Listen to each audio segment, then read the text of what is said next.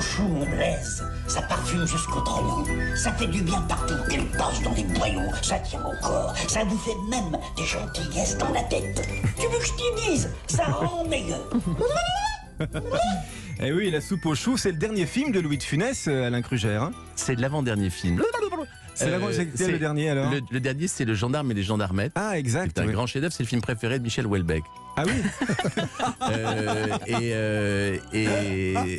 Non, c'est On vrai. n'imagine pas. C'est vrai que là, on fait l'image, oui. Oui. Mais non, La soupe aux choux, c'est un film auquel il tenait énormément à cœur. On peut quasiment dire que c'est un film co-réalisé par Louis de Funès. C'est lui qui a fait l'adaptation avec Jean Alain, qui était un de ses fidèles, lui aussi. Et c'est vrai qu'il avait une passion pour René Fallet, mais c'est vrai que le film ne correspond pas à cette gourmandise, à cette truculence. C'est-à-dire que le Bourbonnais reconstitué en studio, c'est un film très mélancolique. Quel est votre film préféré de Louis de Funès? Tiens, réagissez sur les réseaux sociaux. #Europe1. La soupe aux choux, c'est un vrai plat paysan, un vrai plat rustique. Mais la cuisine bourgeoise, elle est très présente aussi dans les films de Funès. Hein. La cuisine des années 60, 70.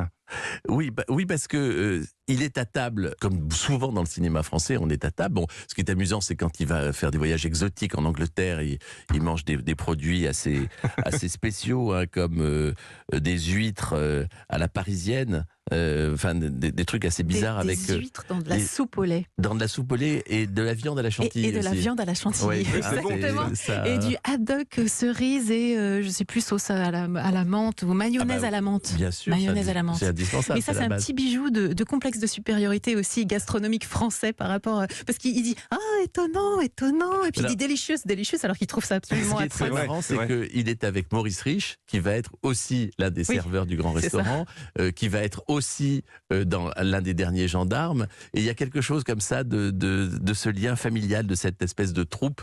Mais ce qui est frappant, c'est que quand il a son accident cardiaque en 74, 75, il va changer de vie. Qu'en 76, il est au régime là après. Il est super au régime. Il est super surveillé. À cette frugalité presque. Hein, mais il était pas mécontent de ça quand on l'entend le raconter. Parfois, on a l'impression qu'il s'en est accommodé quand même. Non, ou c'était une souffrance quand même. Moi, je pense que c'était une souffrance parce que alors c'est vrai que c'était un jardinier. Il cultivait son jardin. Il avait le goût des produits naturels. Il était le premier à parler de cuisine sans pesticides. De bio, bien sûr. De bio.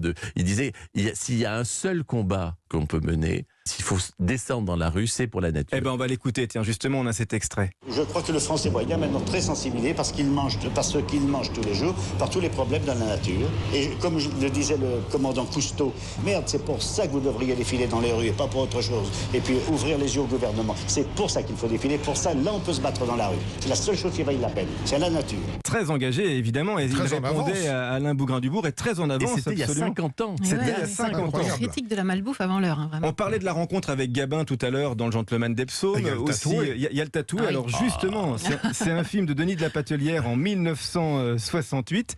Eh ben, on va écouter une scène à table et vous nous raconterez comment ça s'est passé entre Gabin et Louis de Funès, Alain Krugère. Dites donc, garçon, est-ce que le chou farci est à température? Voilà, monsieur. Très bien.